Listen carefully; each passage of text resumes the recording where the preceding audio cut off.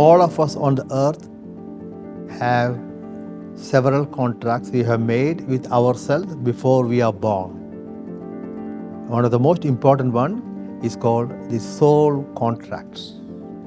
This is an agreement we have made with other souls in conjunction with their higher self to bring the highest growth, highest evolution we can have while we are on the earth.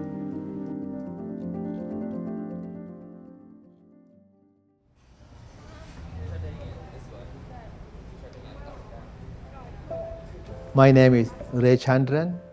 I was born in a poor family in India. There was a setup before I was born. I felt very disconnected with my family. I fell in love with many women, but deep down I felt that they would leave me, they would hurt me, and they would betray me. The one who gave me life, my mother itself left me. She never loved me, I felt deep down. The one who gave me life left me, so how can any other woman love me? That's my reality. So many women I loved. Everybody eventually left me. Again, it's a part of my contract because many past lives I ran away from the responsibility of being a family man because I was afraid if I have family, there's a lot of responsibility. Deep down, this feeling of I am always alone, combined with this inner insecurity within me, I felt abandoned. Although I am born in India, I never felt Indianness. I never followed any Indian religion and not even eating Indian food. Since I was also from a lower caste, there were many times I could not go to certain temples because only higher caste can go.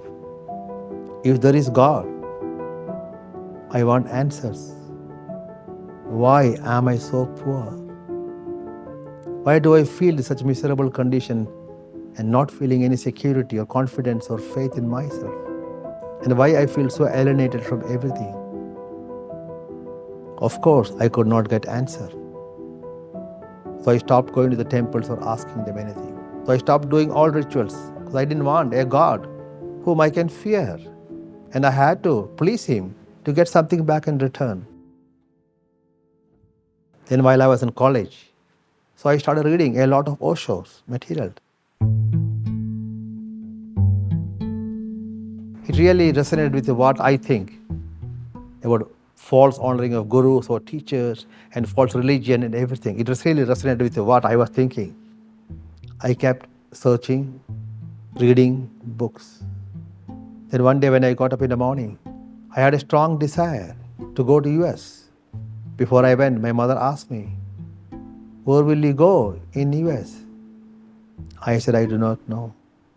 But just, it's like a force pushing me to go to US. And then I started reading books about higher purpose of life, pursuing my spiritual practice.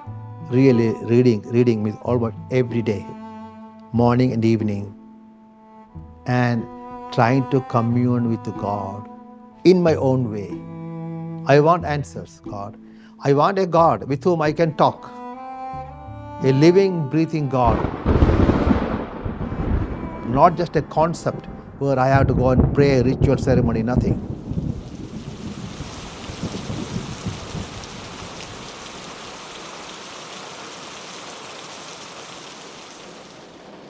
By the time in US, I had got settled down and I had got my green card. I was going to law school. I was working in a law firm in a small job. I had a little apartment and I was doing okay. But then I met a lady.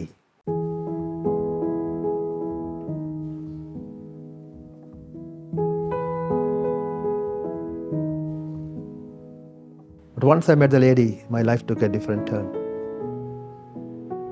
After 3 days of being together, she was returning to Japan. And she told me, "If you love me, you will come to Japan." I left everything in 6 weeks' time in US and I came to Japan.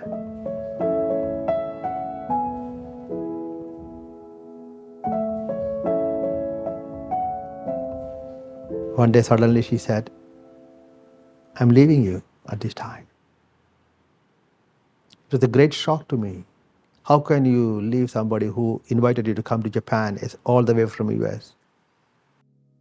I was heartbroken. I felt betrayed. I felt deeply hurt. But when I went back to States, I felt like there is no more energy, life force for me in US.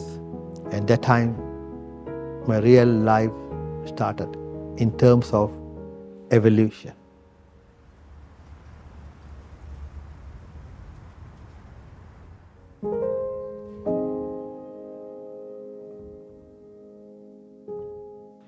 When I came back to Japan, I could not find any job. I became illegal.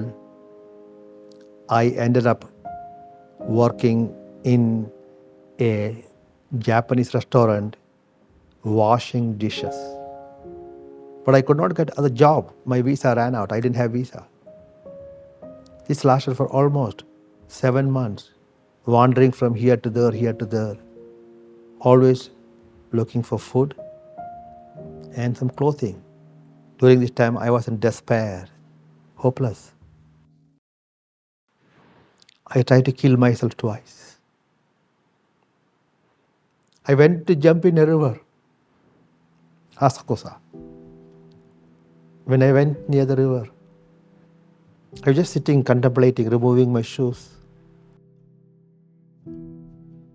I met a lady, came to me. I felt later that she was truly an angel.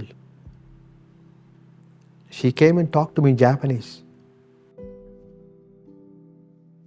I did not jump in the river. At the time, I did not eat for almost 1.5 days because the restaurant was closed for holidays. I asked God, help me. Then an old lady came and sat next to me and she opened her bag.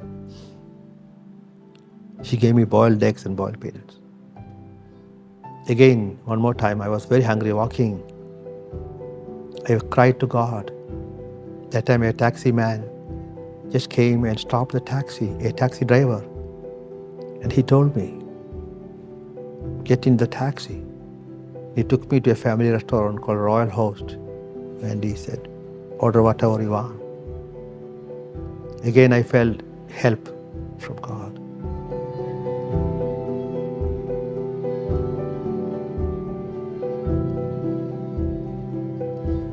After these 3 incidents, I made a decision that if I can get out of this situation in my life, I want to be like those kind of people who just appear in somebody's life, who doesn't even ask your name, but who is there to give you what you want in that moment. They gave me hope in life. I said, I want to be that kind of a person in life who gives hope to other people. That's my work.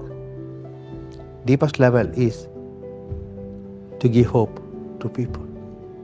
But during the last 2 years, I also went through a deep, dark tunnel of the night. It was the most difficult part of my life, more than being homeless. Why I'm going through such a dark tunnel? Although I had a strong belief, but during this dark night, I even questioned the existence of God within me. During the most difficult times of my life, He reminded me of the poem, Footprints in the Sand. There was a man, he had a dream. The dream, there were 2 sets of footprints on the sand in the beach. And one set of footprints was his, other was God's. But certain time, there was only one set. He looked at that part where there was only one set of footprints and he asked God, why did He leave me during the most difficult times of my life? And God answered, "My precious son, I did not leave you. During those times, I carried you on my shoulder." That's why you see only one set of footprints.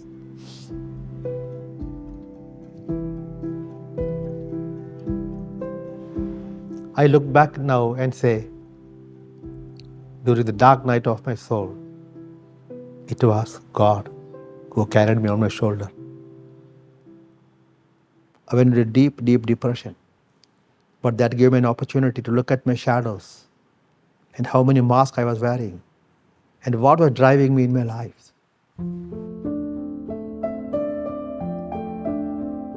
When I slowly emerged, still emerging from the shadow, my connection to my higher self, the God within me, became more profound. So conversation with God and shamanic work was the foundational energy of my work. I also started channeling that moment. I do not know how it happened. It just opened up within me. When I see people, I can see many of time, not all the time, many times, the life story in front of me. Or when I touch them, I can feel the life energy. Because the gift of channeling opened up so deep within me, I'm able to bring forth new information each and every time. And slowly, I found myself. So what do I teach people now? Simple. Do not give up. But when you surrender to your soul within, it will create the highest, most benevolent outcome. Do your best, trusting the universe. It may not work out the way you want it, but nevertheless, there will be a silver lining in this. So never give up hope.